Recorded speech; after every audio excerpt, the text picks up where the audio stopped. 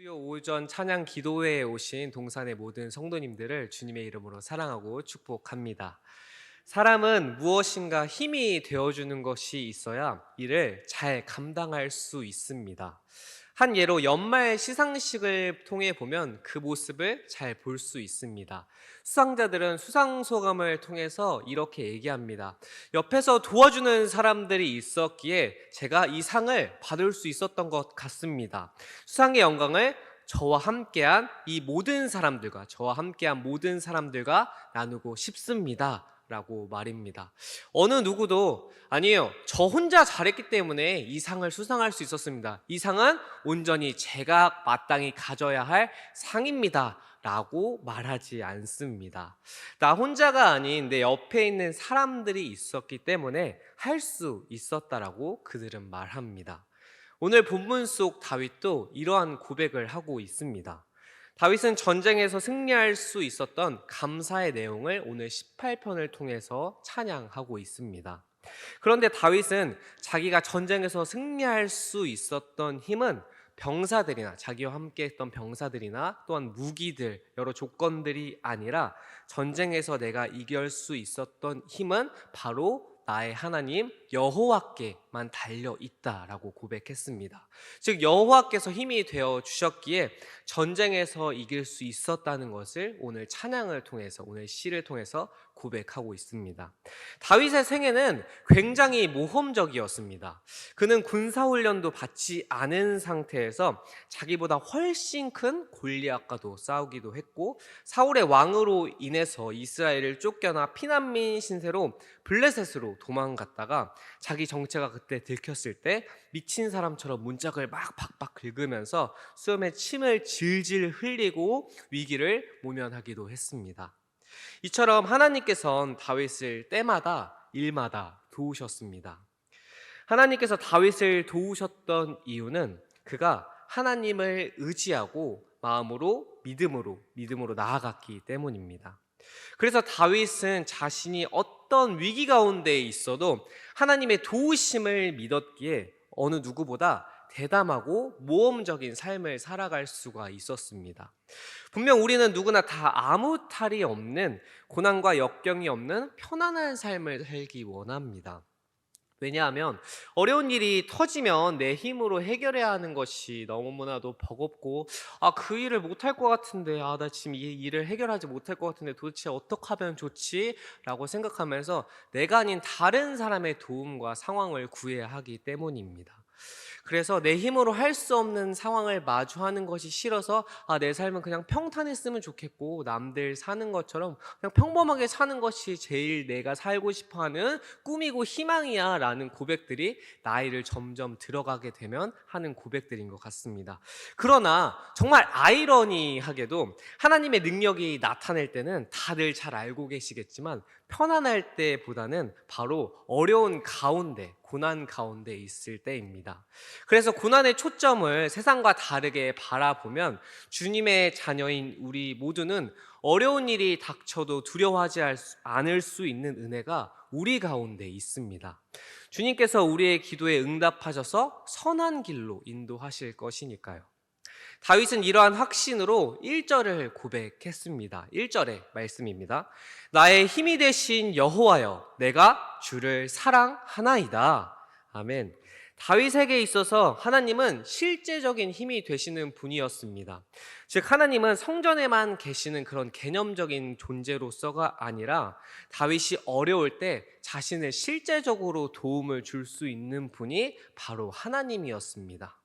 다윗의 삶을 들여다보면 그는 다른 사람에게 없는 특별한 능력이 있었습니다. 그가 싸움을 잘해서도, 그가 백성들을 잘 이끄는 것도, 또한 그가 이 사람들에게 사랑을 받는 이유도 바로 하나님의 능력과 은혜가 실제적으로 자기의 삶 속으로 끌어와서 도움을 받을 수 있는 재주가 그에게 있었습니다.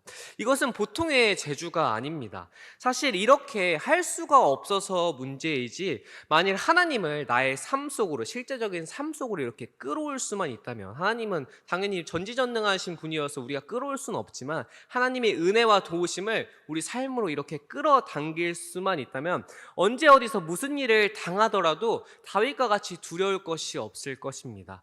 하지만 우리가 잘 알다시피 그런 하나님을 삶으로 끌어오는 것이 어려운 것은, 우리가 고난을 마주했을 때 하나님보다 세상을 더 의지할 때가 많고, 이 환경을 내가 어떻게 해결하면 좋지? 라는 생각들과 근심, 걱정들로 인해 하나님을 뒷전으로 밀어놓을 때가 많기 때문이죠. 왜냐하면 우리가 그 고난을 마주했을 때 이 성경 속에 나타나 있는 하나님이 그저 머릿속에만, 또한 그 실질적으로 말씀에만 나와 있고 나의 삶에선 운행하시고 역사하시지 않는다라고 갑자기 그 두려움과 걱정 속에 마주하기 때문입니다.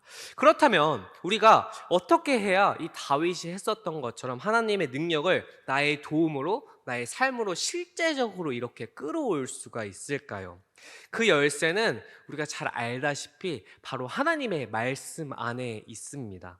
그래서 우리가 그 무엇보다, 그 어떤 것보다 해야 할 것은 바로 어떤 상황에서도 하나님의 말씀을 붙잡아야 한다는 사실입니다. 다른 것으로는 이 하나님을 우리가 다윗과 같이 이렇게 잡을 수가 없습니다. 하나님을 끌어당길 수가 없습니다. 그 어떤 것도 말이죠. 하나님을 우리 삶으로 끌어오기 위해서는 바로 말씀에 근거하여서 우리가 말씀에 붙잡아야 합니다. 하나님은 무한하시며 전지전능하신 분이기 때문에 앞서 말했던 것처럼 우리가 그분을 끌어당길 수는 없지만, 우리가 말씀에 근거할 때, 말씀으로 나아갈 때 하나님은 우리를 통해, 우리의 삶을 통해, 우리의 상황을 통해 역사하시기 때문입니다. 다윗뿐만 아닌 믿음의 인물들을 통해서 보면 그들이 하나님의 말씀을 붙잡을 때 그들의 삶에서, 믿음의 삶에서 하나님께서 역사하신다는 것을 우리가 이 말씀을 통해서 볼 수가 있습니다. 다음으로 말씀을 통해서 우리가 계속해서 하나님을 알아가야 합니다. 그러면 그럴수록 주님께서는 우리의 힘이 되어 주시기 때문입니다. 믿음이라는 것은 주님을 알아가면 알아갈수록 점점 더 자라가게 되어 있습니다. 왜냐하면 하나님을 알면 알수록 하나님께만 의지하게 되고 하나님께만 맡기기 때문입니다. 하나님을 모르는 사람은 자기 생각을 믿고 자기 판단을 믿지 절대로 하나님께 자신을 맡기지 못합니다. 왜냐하면 말했던 것처럼 하나님이 없는 존재라고 생각하기 때문에 세상 사람들은 하나님께 맡기려 하지 않습니다. 그분의 은혜의 경험도 없기 때문에 왜 내가 그 어려운 가운데 하나님을 믿어야 하지? 라고 생각하기 때문이죠. 그러나 세상을 살아가다 보면 우리가 깨닫는 것은, 우리의 힘으로 할 수 있는 것은 그렇게 많지 않다는 사실입니다. 앞에 낭떠러지가 있지만 안개가 잔뜩 끼어 있는지도 모른 채 그저 안전한 줄로 생각하면서 걸어가는 것이 바로 우리의 존재들입니다.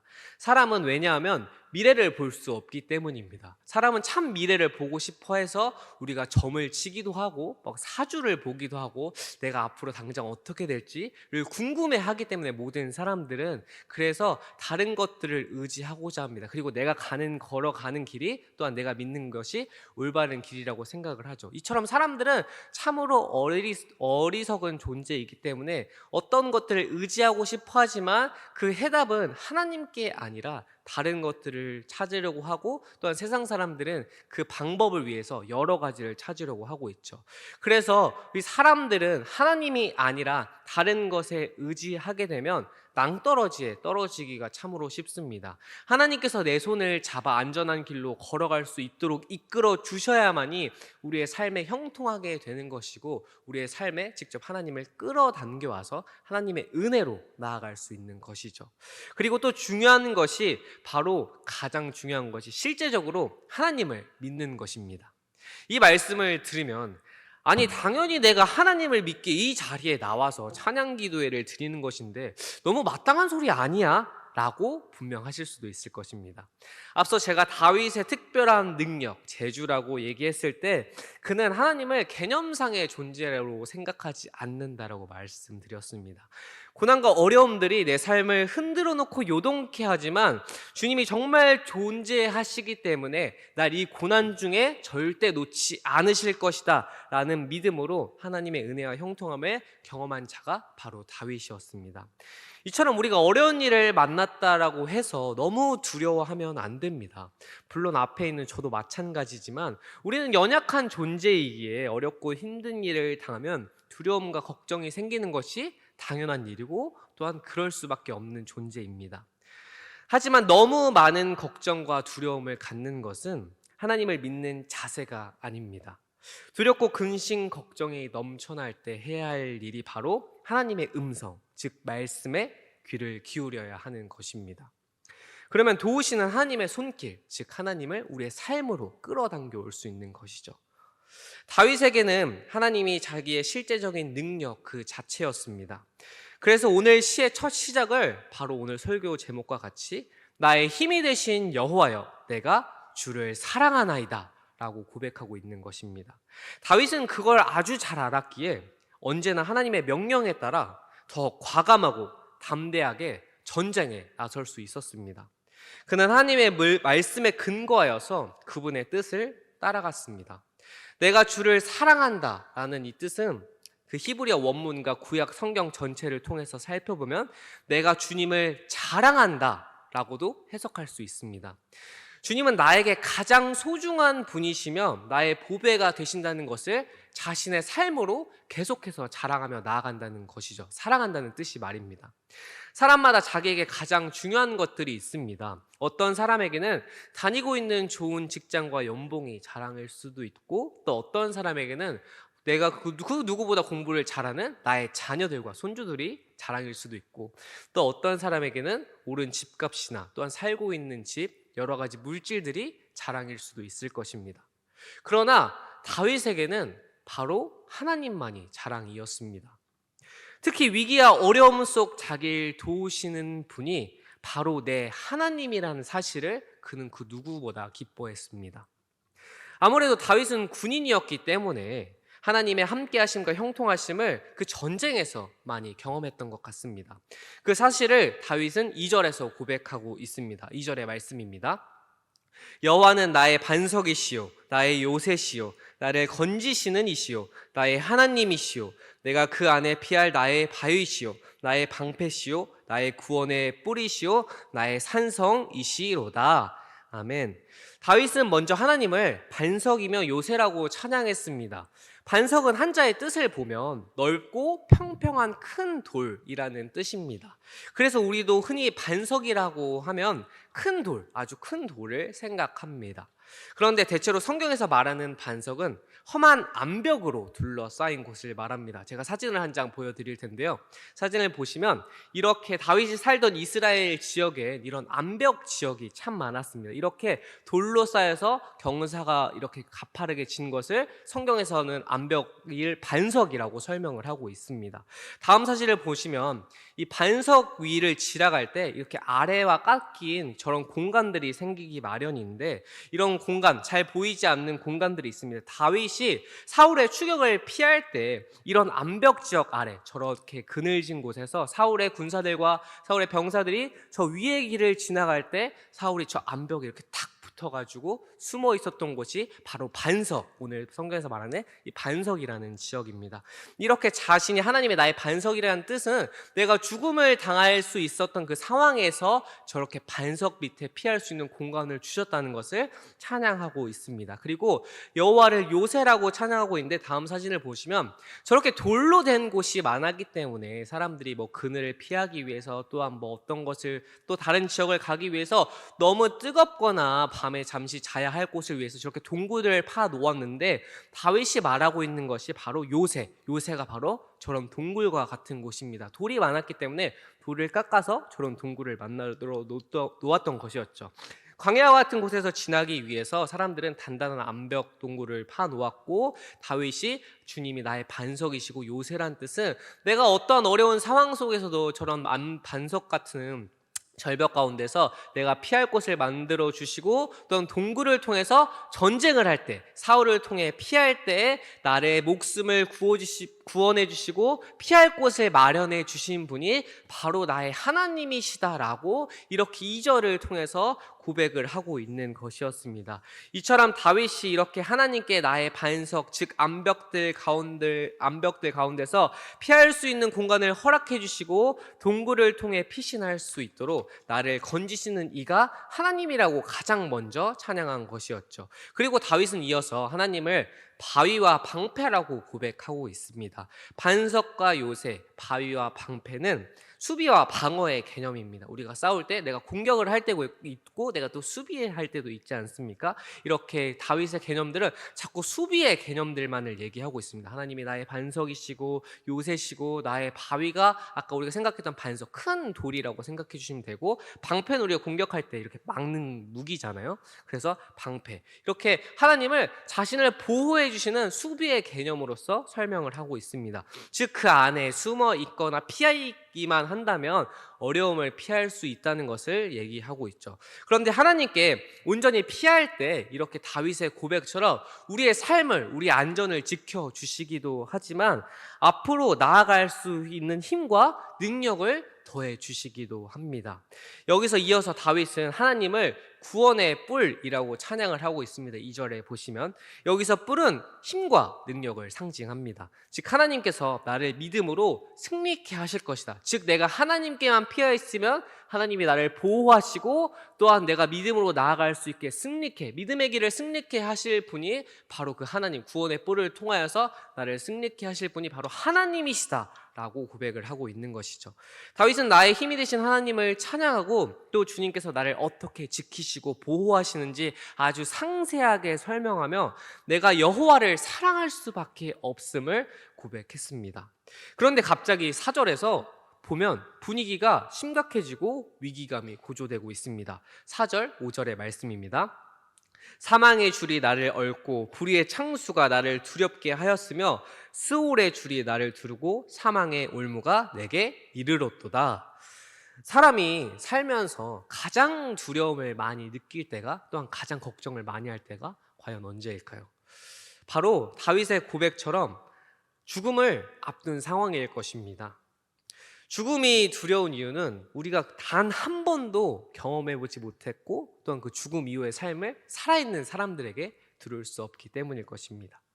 분명 우리 모두가 죽게 되면 천국에서 주님을 만날 것이고 우리 모두 다 함께 만날 것이기 때문에 죽음은 삶의 끝이 아닙니다. 분명하게 말이죠. 그러나 죽음의 고통과 사랑해야 하는 모든 사람과 이 세상에서, 지금 이 땅에서 헤어져야 한다는 사실이, 또한 내가 이 눈을 감았을 때 과연 어떻게 될 것이라는 그 불안함 때문에 우리를 두렵게 만들기도 하고, 또한 우리를 너무 슬프게 만들기도 합니다. 죽음을 맞이하면 어떤 방법을 써서라도 절대로 이 세상에 다시 돌아올 수 없기 때문입니다. 내가 사랑하는 자녀들도, 내가 사랑하는 손주들도, 내 부모님도 지금 보지 못하지만 그 현실에서 보지 못하는 그 슬픈 사실들이 우리를 어렵게 만들죠. 과연 이 세상을 살면서 죽음보다 더 큰 어려움과 고난들이 있을까요? 다윗은 지금 그러한 상황에 놓였습니다. 하나님께서 그동안 나를 눈동자같이 반석이고 요새시며 방패시며 나의 산성이 되시는 그 하나님이 나를 그동안 지키셨지만 현재 마주한 상황은 내 앞에 사망의 줄이 나를 이렇게 올가매고 끌어내리려 한다는 것이었습니다. 하나님의 도우심이 갑자기 눈 녹듯이 사라지게 되고 곧 죽음을 맞이해야 하는 그 상태, 죽음의 문턱 앞에 놓여 있는 것이 바로 다윗의 상황이었습니다.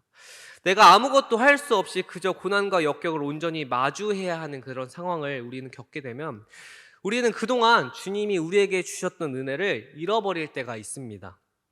분명 주님은 우리의 삶에서 다윗과 같이 때마다 일마다 시마다 연약함의 귀를 기울이시고 도우시는 은혜의 경험이 있습니다. 하지만 아무것도 할 수 없는 고난과 역경들로 인해 나 혼자 내가 이걸 어떻게 하지? 라고 걱정이 앞서고 또한 생각이 앞설 때가 참 많습니다.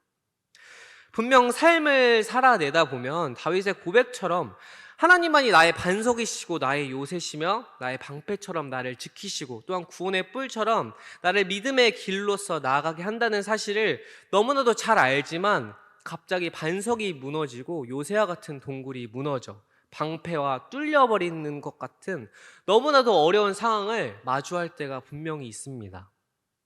그저 평범하게 고난 없이 슬픔 없이 외로움 없이 아픔 없이 나도 살아가고 싶지만 현실은 무겁고도 차갑게 날 하나님과 상관없는 존재로 만들기도 합니다. 분명 하나님을 믿는다고 하지만 이런 버거운 일들로 인해서 하나님께서 내 삶에 개입하시지 않는 그때 내가 하나님이 내 삶에 개입하시지 않는구나, 이 하나님은 그저 머리로만 아는 존재, 이 성경에 갇혀있는 존재로 우리는 갑자기 생각해 버릴 때가 많습니다. 왜냐하면 고난 중에 홀로 남겨진 듯한 느낌이 드니까요. 그렇게 현실의 어려움과 슬픔의 줄이 나를 옭아매려 할 때 우린 잠시 멈춰서 우리의 시선을 뒤를 돌아봐야 합니다. 그간 나에게 주셨던 주님의 은혜를 말이죠. 왜냐하면 우리의 삶을 아주 자세히 들여다보면 힘들고 어려운 날보다 주님이 나를 지키시고 보호하시며 그 안에서 은혜를 부어주신 날이 너무나도 많기 때문입니다. 하지만 이 말씀을 들으면 과거부터 지금까지 나를 괴롭히고 있는 문제들로 인해 예를 들면 자녀의 문제, 직장의 문제, 관계의 문제, 건강의 문제, 물질의 문제 등 또한 저의 아버지도 아직도 주님을 믿고 있지 않는데 그런 문제들, 내가 주님을 믿고 또 이 목회 자리에 나오고 있고 아버지께 아버지 제가 이제 목사인데 교회 좀 나와야 하지 않겠어요? 라고 말하지만 지금 이 순간에도 아직 나오고 있지 않는 그 고난의 계속되는 시련들과 역경들을 우리는 지금 이 순간에도 어쩌면 지금 각자의 성도님들의 삶 속에도 제 삶 속에도 계속되는 고난이라고 생각할 수도 있습니다. 그리고 그 고난들로 인해서 주님을 믿고 있는데 왜 이 고난과 역경들이 내 삶에서 계속 사라지지 않는 거지? 라고 생각하실 수도 있습니다. 맞습니다. 그것은 맞는 일이고 있는 일입니다. 왜냐하면 제 삶에도 그랬고 또 오늘 말씀의 이후에도 살펴볼 바울의 삶에도 나와 있기 때문입니다. 바울은 고린도후서 12장에서 육체의 가시를 말하고 있습니다. 바울이 말하는 육체의 가시가 자기가 육체적인 고통을 언급하는 것인지, 바울이 말하는 그 영적인 것인지, 또한 감정적인 것인지, 아니면 또 전혀 다른 것인지 어떻게 성경에서는 언급하고 있지 않게 그저 육체의 가시라고만 얘기하고 있기에 우리는 그것이 어떤 것인지는 정확히 알 수 없습니다. 다만 육체의 가시가 다메섹에서 그가 예수님의 계시를 경험하고도 또 전도 여행을 하면서도 계속해서 바울을 고통스럽게 하는 문제였습니다. 바울의 삶에서 계속해서 괴롭히고 있는 실제적인 고통 말입니다. 그래서 고린도후서 12장 8절에서 바울은 이렇게 말하고 있습니다. 이것이 내게서 떠나가게 하기 위하여 내가 3번 주께 간구하였더니 라고 이렇게 얘기하고 있습니다. 이처럼 바울은 주님께 고통의 근원, 이 육체의 가시를 제거해달라고 3번이나 간구했다라고 말합니다. 이것은 하루에 아침, 점심, 저녁 3번 기도했다는 뜻이 아닙니다. 성경에서 언급하고 있지 않게 정확히 말할 수 있지는 않지만 3번이나 기도했다고 말하는 것은 바울의 고백을 이렇게 보면 어쩌면 예수님께서 40일 금식 기도했던 것처럼 똑같이 40일이 아니더라도 이 육체의 가시가 공격해 올 때마다 안 되겠다, 내가 이것을 없애기 위해서 주님과 같이 금식 기도를 해야겠다는 것을 무려 3번이나 했다는 뜻일 수도 있고, 예수님께서 잡히시기 전에 무릎을 꿇고 땀방울이 핏방울이 변했던 것처럼 아주 간절하고도 처절하게 기도했던 것이 3번이나 됐을 수도 있을 것입니다. 바울이 말하는 이 3번은 그저 횟수가 아니라 내가 이 육체의 가시가 나를 괴롭히려고 할 때 안 되겠다, 내가 주님을 경험했고 주님이 이 모든 것을 치유해 주실 것이니까 내 육체의 가시가 해결해 달라고 정말 누구보다 간절하게 기도해야겠다라고 기도를 하고, 또 그 고난을 마주하게 될 때 또 그처럼 기도하고 땀방울이 핏방울이 될 만큼 금식 기도를 할 만큼 아주 처절하고도 치열하게 3번이나 기도했다고 말하지만, 그런데도 이 육체의 가시가 바울을 사라지게, 바울 속에서 없어지게 만들지 않았습니다. 이 육체의 가시가 그의 삶에서 치유되지 않았습니다. 그가 죽을 때까지 그 육체의 가시가 바뀌어서 계속 되어 나아가고 있었죠. 바울에게 통증이 사라져야 하는 이유가 분명 여러 가지 이유가 있었을 것입니다. 확실히 통증이 없다면 그는 보다 효과적인 주님의 사역을 할 수 있었을 것이고, 어쩌면 복음으로 더 많은 사람에게 다가가 하나님의 영광을 더 많이 드러낼 수도 있었을 것입니다. 나를 괴롭게 하는 이 고통이 사라지기만 한다면 자신도 불편하지 않을 것이고, 분명히 나를 통해서 하나님께서 역사하시고 하나님께서 영광이 드러나실 거기 때문에 하나님도 좋은 일이라고 생각을 해서 그가 하나님 제발 주님 내 육체에 있는 가시 좀 제발 제거해 주십시오 라고 기도했을 것입니다. 그는 누구보다 하나님께 몰두해서 복음으로 살아갔던 사람이었으니까요. 분명히 주님께서는 또한 그 바울의 육체의 가시를 단번에 뽑고 치유하실 수 있는 분이셨습니다. 그러나 주님께서 그러지 않았던 이유가 있었습니다. 그것은 바울이 고린도후서 12장 9절을 통해서 보면 알 수 있습니다. 고린도후서 12장 9절의 말씀입니다. 나에게 이르기를 내 은혜가 내게 족하도다. 이는 내 능력이 약한 데서 온전하여 짐이라 하신지라. 그러므로 도리어 크게 기뻐함으로 나의 여러 악한 것들에 대하여 자랑하리니 이는 그리스도의 능력이 내게 머물게 하려 함이라. 아멘. 주님은 바울에게 이렇게 얘기했습니다. 주님, 제가 이 육체의 가시 좀 제발 해결해 주십시오. 제가 이것을 위해서 3번이나 기도했습니다. 하지만 주님은 그것을 치유하지 않았고 오히려 바울에게 이렇게 얘기했습니다. 바울아, 내 은혜가 너에게 충분하다. 내 능력이 약한 데서 온전하여 진다 라고 얘기했습니다. 그리고 바울은 그 하나님의 말씀을 듣고 그래, 주님께서 내가 약할 때 온전해진다고 했으니 나의 약한 것을 더욱 기쁜 마음으로 자랑하여 그리스도의 능력이 나에게 계속해서 머물도록 해야겠다라고 고백했습니다.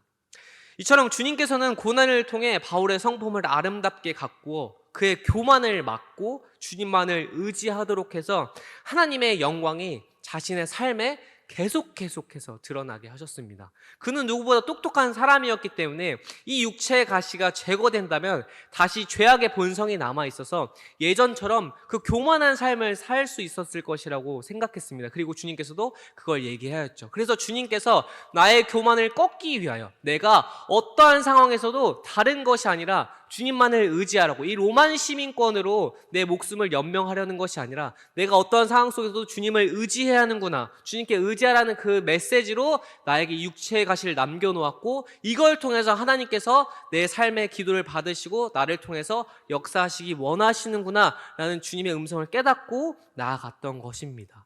다윗도 그 사실을 누구보다 잘 알고 있었습니다. 나를 약하게 하셔서 나를 겸손하게 하시고 현실의 문제와 어려움이 아니라 하나님께 집중할 때 하나님께서만 하실 것이라는 사실을 믿고 나아갔습니다. 그래서 다윗은 사망의 줄이 자신을 올가매려 끌어내릴지라도 주님께서 내 기도에 응답하실 것이라는 확신이 그에게 있었습니다. 시편 6절의 고백을 통해 보면 6절의 말씀에서 내가 환난 중에서 여호와께 아뢰며 나의 하나님께 부르짖었더니 그가 그의 성전에서 내 소리를 들으시며 그의 앞에서 나의 부르짖음이 그의 귀에 들렸도다 라고 얘기하고 있습니다. 다윗은 자기가 하나님의 이름을 부르짖는 것과 동시에 하나님께서 이미 자기의 소리를 들으셨다라고 얘기합니다. 자기가 부르짖을 때 그 부르짖음이 들렸을까 안 들렸을까가 아니고 내가 부르짖을 때 하나님께서 들으셨다라고 고백합니다. 이처럼 다윗의 고백과 바울의 고백을 통해 우리가 확신할 수 있는 것은 주님이 고난 가운데 내버려 두시는 것이 아니라 나를 통해 주님께서 일하시며 주님의 영광과 은혜를 내 삶 속에서 드러나게 하신다는 사실입니다. 이 세상에서 바울처럼 육체의 가시가 주는 아픔 없이 살아가는 사람은 단 한 명도 없습니다. 영적이든 마음의 어려움이든 신체의 문제든 관계의 어려움이든 여러 가지 어려움이든 자신의 삶에 가시가 한 번도 박히지 않고서 살아가는 인생은 없습니다. 다윗처럼 죽음과 같은 엄청난 고난을 마주하기도 할 거고 바울처럼 빠지지 않는 육체의 가시를 계속 지니고 살아가야 할 수도 있습니다. 그러나 기억해야 할 것은 우리가 약할 때 쓰러지는 것이 아니라 오히려 예수님의 은혜가 내 삶을 통해 선포되고 강해진다는 사실입니다. 다윗이 고난과 절망 속에서도 나의 힘이 되신 여호와여, 내가 주님을 사랑합니다. 바울이 사라지지 않는 육체의 가시를 통해서 주님께서 바울아, 내 은혜가 너에게 족하도다. 이는 내 능력이 약한 데서 온전하여 짐이라. 고난과 어려움이 있을 때 내가 그리스도를 위해 기뻐하며 나는 약할 때 주님을 통해 강하여진다 라고 고백했던 것처럼 온전히 우리가 주님만을 의지하며 나아가야 합니다. 주님은 절대 고난과 환난 가운데 우리를 혼자 두시지 않을 것이기 때문입니다. 우리를 통해 주님의 은혜와 영광을 드러내실 것입니다. 약할 때 주님께 부르짖으며 우리의 삶의 믿음의 소망이, 우리의 그 믿음의 수상소감이 약할 때 강함 되시는 나의 힘이 되신 여호와여, 내가 무엇보다 주님을 사랑합니다 라는 고백을 하며 예수 그리스도의 은혜로 나아가는 매일매일의 삶에서 예수님으로 동행하며 나아가는 동산의 모든 성도님들이 되길 주님의 이름으로 사랑하고 축복하겠습니다. 이 시간 우리가 말씀을 기억하며 또한 교회를 위하여 기도하길 소망합니다.